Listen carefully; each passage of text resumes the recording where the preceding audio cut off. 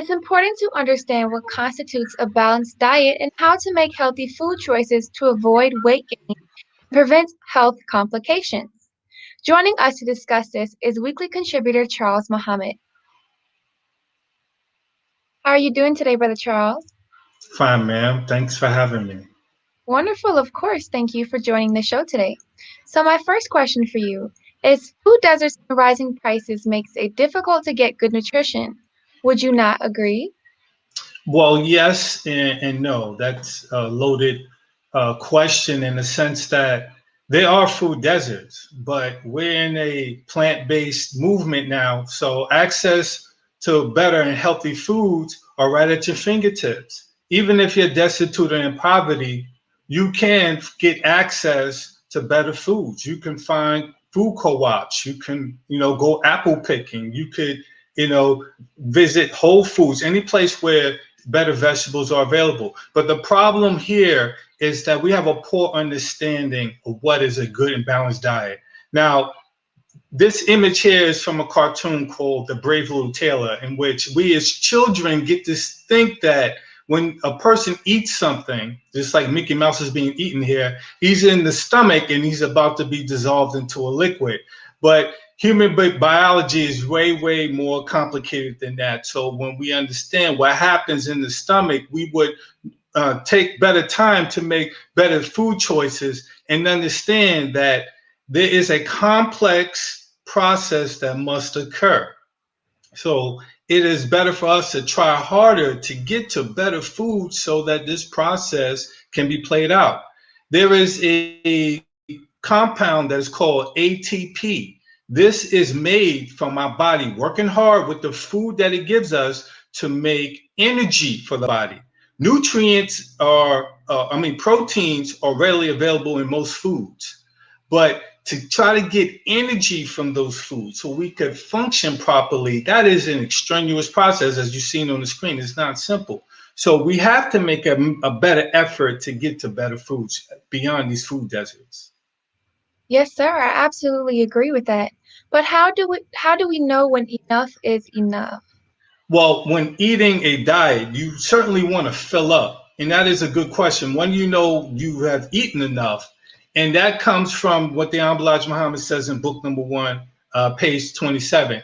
Some of us eat so often and so much at a time that it actually has a tendency to make us small and skinny because we never allow time for the previous meal to digest and distribute the vitamins and proteins in the proper places and throughout our bloodstream. So we have a problem of eating even high volume amounts of food, but they're empty calories. And so we have those of us who eat a lot and still remain skinny, and some of us who try to eat a cracker and a grape and seem to gain weight. So we must have a proper understanding of what types of foods that we can eat at a certain sitting and get the right amount of nutrients and not overeat. Because you can eat the same amount of calories. They're smaller portions with poorer food, empty calories, and then you have the larger portions, which is more healthy, and you get a better balanced diet. So we need to understand what does nutritional density constitute, and then we don't get this in school. I didn't know what a calorie was when I was in junior high school. A calorie is a measurement of heat, and the amount of heat that any type of food may have is what the body has to bring to break apart the molecules of the food. So even ice cream has calories, but ice cream is not hot from heat. Ice cream has to have a certain amount of calories to break apart the molecules of the food. So we have to understand that nutritional density constitutes All right. So it looks as though Brother Charles Muhammad has gotten disconnected, but we were going over how to eat to live and how to make healthy food choices to avoid weight gain and prevent health complications. Brother Charles, can you hear me?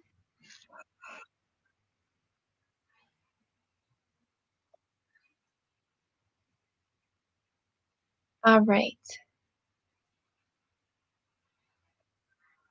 Hopefully, Brother Charles will be able to reconnect so we can finish this wonderful conversation. And we're talking about the book, How to Eat to Live. Okay, so we're going to pause for announcements from our sponsors. Afterwards, Tony Muhammad will be on to discuss Black and brown children being improperly classified as having learning disabilities. We'll be right back. Be a part of the force that powers truth in journalism. Go to nnvnews.com/donate.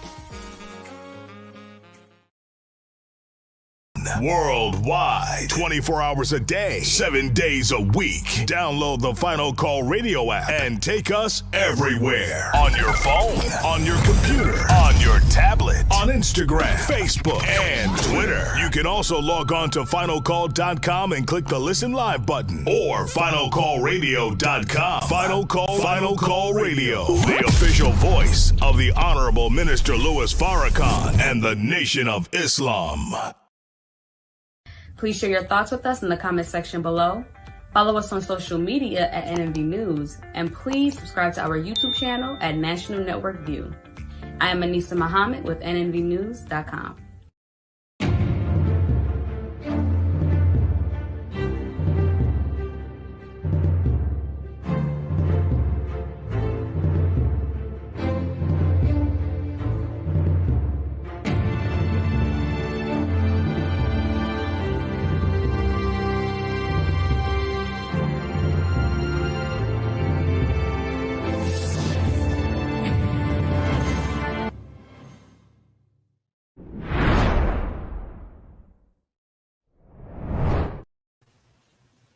School districts have improperly classified Black and brown students as having learning disabilities, resulting in students being overrepresented and overidentified in special education.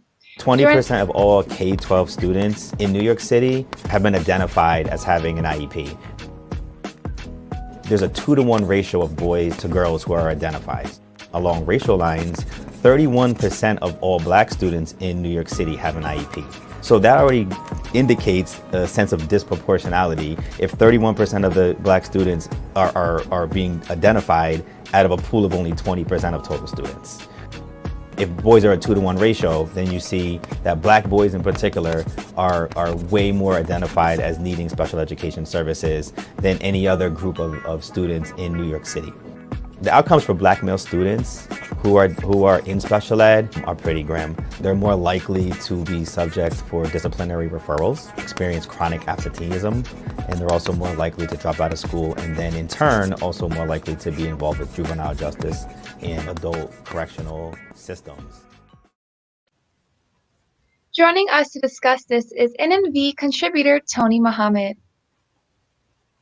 Assalamu alaikum, Brother Tony. How are you doing today? Islam, doing well, dear sister. How are you? I'm wonderful. Thank you for asking. All praise is due to Allah. So we're going to jump into our first question. A recent article said that Black and Hispanic students in the Palo, Alto Unified School District are being improperly classified as having a learning disability and are overrepresented and overidentified in special education. What analysis was conducted to arrive at these conclusions? And what factors might account for improper placement of Black and brown students in special education? Well, they arrived at the conclusions because the state investigated. And you have to understand that there was over 10% of the student population that was being labeled as being special education, if you will, or in need of special education intervention. And so that disproportionately affected the budget allocated to special education by the state. And so the state got alarmed and said, okay, what's going on here? And so that was what propelled an investigation to take place. If I could share some statistics with all of you, because this is not just a problem in California, as the newsreel indicated, this is a national problem, and where we find Black and brown children, in some cases indigenous children, other non-white children, being mislabeled as being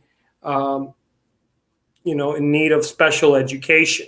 I would say that we need more intervention, and we need more intervention of our own when it comes down to education, more of our own that understands what we are experiencing in our communities, more of our own that understands us culturally. Let me run down these statistics real quick. Black children are 3 times as likely to live in poor families as white children in 2015, and that number has also is ever increasing. These are the type of factors that are causing distractions in education. If you're living in a poor condition, you can't really focus on your education. And likewise, it is disproportionately with Latino children and other non-white children. Likewise, you're dealing with diet factors. One other thing that is not always factored in is the improper diet that Black and brown children experience, especially among the poor. According to official statistics, food insecurity affects 23% of Black-headed households and 19% of Hispanic or Latino-headed households, compared to 9% of households headed up by whites. Black children, let me pull this up real quick. Black children are twice as likely to have elevated blood lead levels as whites, and low-income children over 3 times as likely as others. So these are some of the factors that Black and brown children are experiencing. The poor are also more likely to live near hazardous waste sites, which that not only affects us physically, but also mentally. And so there are other factors. Culturally, white teachers and administrators do not relate to Black and Latino children as well, and don't consider environmental factors. Also, the amount of problems that we experience in homes, the breakup of families, which has an effect on children. It has been found that oftentimes when white children experience problems in school, there's significant intervention in their education before grade 4. But when it comes down to Black and Latino children, there's typically no real intervention until 4th grade and above. By that time, it's already too late. And so now what educators need to do is work harder on those particular children. But oftentimes, those are the children that do not graduate with a regular diploma. White children that are labeled in elementary school, typically that are labeled as special education, they have more of a chance to graduate with a regular diploma, which you see the disparities. In truth, we need a new educational paradigm, as the Honorable Minister Louis Farrakhan has been teaching us. I can't hear you, dear sister. You're. Yes, sir. There you are. Given the population of Black and Latino students in the Palo Alto district, what might account for their disproportionate composite rates in comparison with other ethnic and racial groups? Okay. Well, with what you're asking, see, with Black children in that particular school district, they were just about 1.5%, but yet they accounted for right around 3% of all cases of children being placed into special education. With Latino children, it was, you have 15% of the population, but yet they accounted for about 26% of all cases of children being placed into special education. Do you see the great disproportionate numbers? I would say that it has largely to do with not relating to the cultures of these children, not taking the time to relate to them, not putting the proper people in place that care about these children and know about their culture and know exactly how to intervene into their lives. So really, the school district and these schools don't get a pass. They have access to resources. They know exactly what the problem of our children are. They just choose to just put a Band-Aid over the situation and just label them special education and let them sort it out themselves. Sir, that is a choice that the schools are making. And how long has the displacement of Black and brown students been going on in schools across America? See, I've spoken to a lot of elders during the time of the segregation era in this country, and both in Black and brown communities. And what has often been discussed is that whenever they encountered students that had problems, keeping up, or, they had some kind of reading problem or something, there was always other students there that were working to help them catch up. And teachers cared a lot more at that time, particularly Black and brown teachers. They always went out of their way to make sure that all of their students learned. As far as integration goes, we're finding more and more since the 1960s, children being placed into these special education programs, basically because they just see that as being a quick solution to finding little Jaime, he can't read, or little Shauna, she can't read. Well, let's go ahead and put them in special education. And of course, the school gets more funding for special education programs. So let's just keep them in there so that we could get more funding. And so it becomes a despicable way of handling the education of our children. It's also very racist and white supremacist, because under this kind of condition, you maintain a permanent underclass of children and people. And so what is needed is a new system in place. Really, parents and organizations needed to be taking charge. Black organizations, Latino organizations, we need to be taking charge of the education of our children and help steer them in another direction. We need more support systems for our children, and really connect parents to these systems that will help their children progress as they need to. Yes, sir, that's very agreeable. And what percentage of the school fundings is allocated to disabled and special education students? And then what would be the impact on school funding if Black and brown students are reclassified? No. Well, as I said, in this particular case, there was too much funding that the school district was asking for. It was over 10%. Like, okay, well, something is going on there, and that takes money away from all the other school districts when it comes down to special education budget. It's about 15% of all federal funding to the states, mandatory. It is to go to special education. And so when it comes down to the education of Black and Latino children, I have taught many children in foster care. I've taught many children in our communities through special programs. The resources are there. We just have to do the research and let people know that these resources are there to really intervene into the lives of our children. Yes, sir. Thank you for that answer. And how do perceptions of Black and Hispanic students' academic, social, emotional, and behavioral abilities influence these disproportionate outcomes? And what roles does inferred white superiority play in a disproportionate classification of Black and brown students?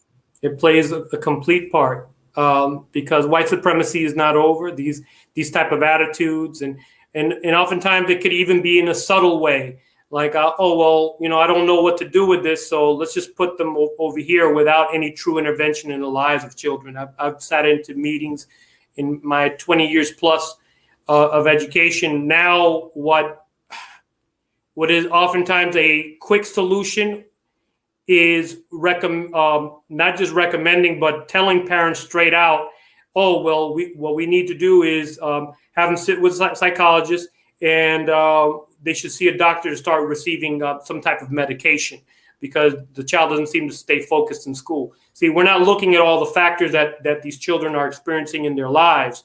We're just looking at the symptomatic behavior. But as educators, if we huddle up with parents and we find out what is going on in the lives of children and try to plug them in with resources, we need to become knowledgeable about the resources that these children have as an alternative to there's so much medication of children taking place right now. Over close to 50% of the population is being medicated, and really unnecessarily medicated in most cases. And children in this era are falling into those kind of situations. Parents really need to do the research as to what kind of resources they have access to. We need to start really advocating for parents to get involved in the programs that will help them become better parents and hook them in with the resources that they need. Yes, sir. And is there a plan to decrease the number of special education referrals? Well, in Florida, they've implemented some programs to slow down the amount of labeling, if you will, when it comes down to special education. But that does not mean that intervention is not needed. We need more intervention and less labeling, because all these children, they're geniuses, and they're geniuses in their own way in many cases. And we just have to find out what their way is, what their purpose is, and direct them in the right way of life. Yes, sir. Thank you so very much today for joining us, Brother Tony. Thank you for all of the valuable information that you shared. And earlier we did have some technical issues with Brother Charles, so we are going to bring him back on and finish his segment. Yes, ma'am.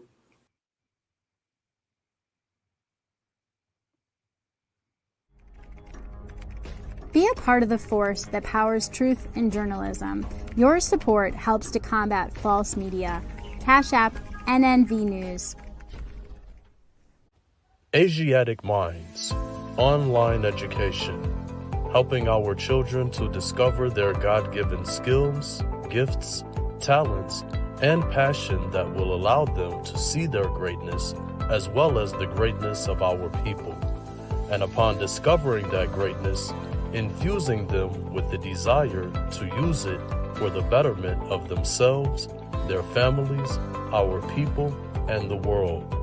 Classes begin September 1st. To enroll, visit AsiaticMinds.com. This is Sister Sajda Muhammad. We are proud to announce that the Sajda House commemorative Elijah coins are finally here. This priceless heirloom, made from recycled copper from the messenger's home, is now available at sajdahouse.com. Greetings from National Network View. This week's Final Call cover story headline is dedicated to a champion in the liberation struggle. As Africa and the Black world are honoring the late Kenneth Kaunda, a hero of the struggle to free the motherland, a longtime statesman and leader in efforts to move Africa forward. Zambia's founding president recently departed this life at age 97. This remembrance and tribute includes a special message by the Honorable Minister Louis Farrakhan regarding one of the giants of Africa. This FCN Volume Number 38 edition middle page article is entitled, "The Judgment of Allah Has Entered America." To read more, subscribe to FinalCallDigital.com and tune into the all-new Final Call Radio. This is the NNVNews.com Final Call Cover Report. Please make sure you leave your comments and questions in the comment section below. Follow us on Facebook, National Network View, and make sure to check us out on Twitter as well, National Network View. This is Sergio Gutierrez with National Network View, signing off.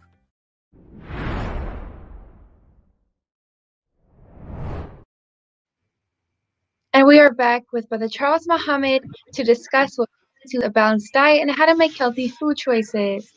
Welcome back, Brother Charles. Are you able to hear me? Thank you, and I apologize for my poor Wi-Fi. Yes, sir. Yes, sir. So we'll just jump right back in.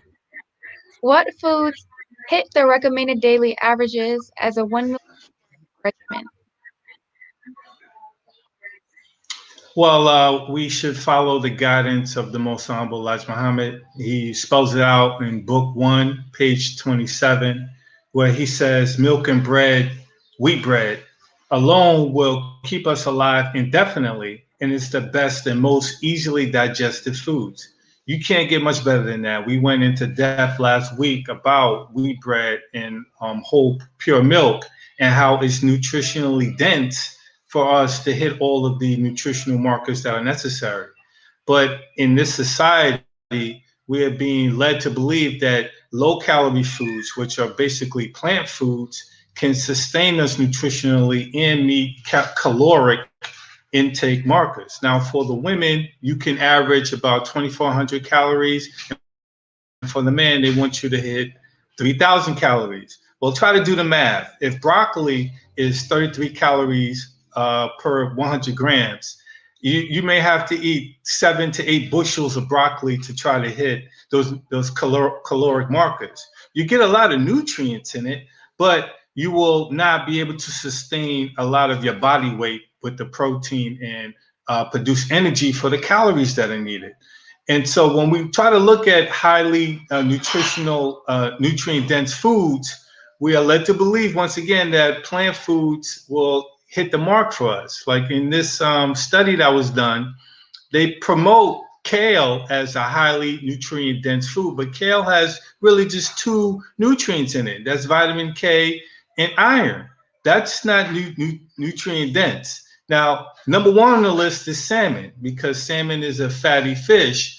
And then the other, when you go down the list, you get number 7, which is liver.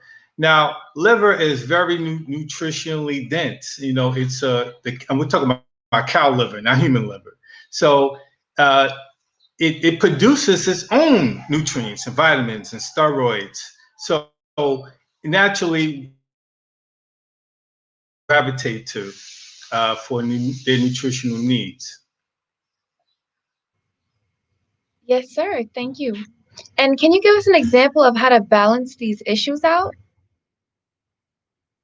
Well, the Honorable Elijah Muhammad, he doesn't really give us a meal in front of us that we can study, but he does say certain things that we have to pay attention to. Because on page 7 of book 1, he says office workers should not even eat baked beans, nor beans with rice and meat in them, because their jobs do not permit them enough activity to digest such heavy foods. So when you try to engage in heavy foods such as these, you have to match it with activity. Because if you have a sedentary occupation when you're sitting at a desk like me, and you try to eat high protein, high fat foods, you're going to start to grow horizontally instead of nutritionally. So we need to get away from the standard American diet, which is rich in plant foods, but they're fattening foods. And we really need to cook at home and cook whole foods. So that is the recommendation on how to supply the body with proper foods. But then now when you have those foods, you got to match it with an activity. There are programs and there are charts that can help you calculate your caloric your activity to match your caloric intake. Now, you don't have to do boxing or running a lot, but you try to remain active to burn off the amount of calories that you're taking in. Yes, sir. And what does How to Eat to Live say about weight gain or growing horizontally?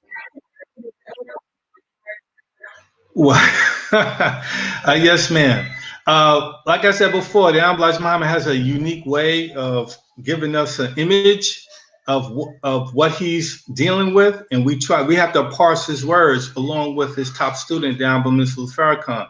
He says on page 26 of book 1, the slave masters taught us to eat rough foods such as field peas, and today, being accustomed to eating them, we still eat them along with sweet potatoes, which are not good for anyone but hogs, and white potatoes, which, since they are so starchy and fattening.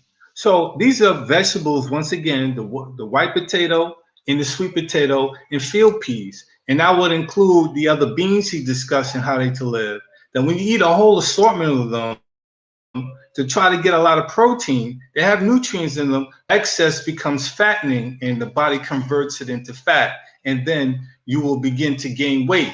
So the calculation here is high food density or highly nutritious foods, because you can eat the same amount of food, like it's here with the broccoli and a small 1 ounce cup of potato chips, same amount of size, but the calories are different and the nutrition is different. So we have to follow the guidance of the Elijah Muhammad to not eat empty calories that will be converted into fat, and we will begin to grow horizontally, as you stated. Right, yes, sir. And why, with all this health information out here, why are our healthy choices not working? Well, it is a breakdown, like I said, in understanding how foods contain certain vitamins and nutrients, and then are also packed with protein. So there are macronutrients and micronutrients. Micronutrients are the vitamins and minerals that are in mainly a lot of plant foods. And then the macronutrients are the animal-based foods, right? That provides the fats, the carbohydrates, and the proteins. So when we want to balance this, we have to understand that we are making better choices based on eating one meal a day, and we have to lean towards maybe eating some organ meats from time to time. I know, talking to Muslim followers in Elijah Muhammad and Mr. Farrakhan, eating meat is what they call not haram, impure. But we have to understand this is science, and we are consumers. And when in biology, consumers get their energy from eating other organisms. We're not looking to get our energy, the ATP, from other organisms. We just want protein, all right, and certain nutrients to help sustain our bodily functions. Yes, sir. I'm actually a vegetarian myself, occasionally a pescatarian. So this is a very interesting conversation for me. But what would you say to those that strongly argue against any type of animal products?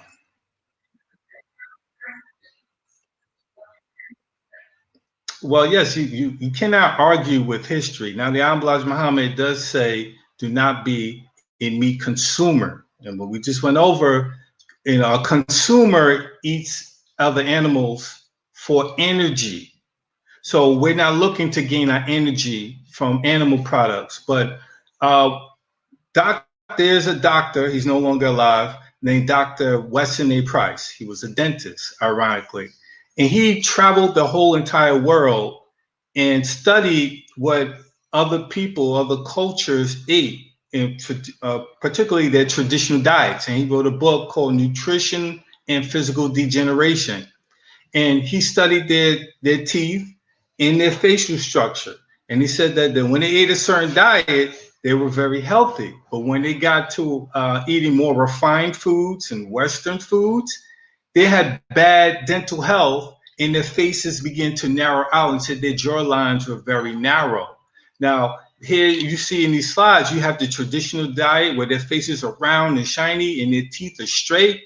And then when they have the modern diet where European explorers would come and visit them, and they would bring candy and refined breads and sweets, and they began to eat that, and it began to give them cavities in their teeth, and their teeth began to fall out. You cannot go against history. And these are people who ate a lot of organ meats. They ate a lot of fish. They were also pastoral, where they had cows and bison and yak milk for them. They ate animal products. So that's the history of people all around the world. So moving into this refined grain and sugar-based diet, the SAD diet, Standard American Diet, there's a big collision going on where we have to be precise in our diet. We can balance it with the right breads and still eat meat at a small proportion, as Elijah Muhammad taught us. He said, eat it once or twice a week, so it won't be harmful for you. And then we will begin to reap the rewards of better health and slowly but surely reduce meat out of our diet altogether. We just maintain with the milk. Yes, sir. This is such an interesting discussion. I love it. For it. What we eat and what we consume is definitely science, and we need to make sure that we're all educated on what we are intaking into our bodies. And thank you so much again for joining us, even after we were having some technical difficulties earlier. And thank you all for joining us today and tuning into National Network View. Please share your thoughts with us in the comment section below. Follow us on social media at NNV News, and please subscribe to our YouTube channel, NNV News. This is Nyah Tsai with National Network View. Be a part of the force that powers truth in journalism. Go to nnvnews.com/donate.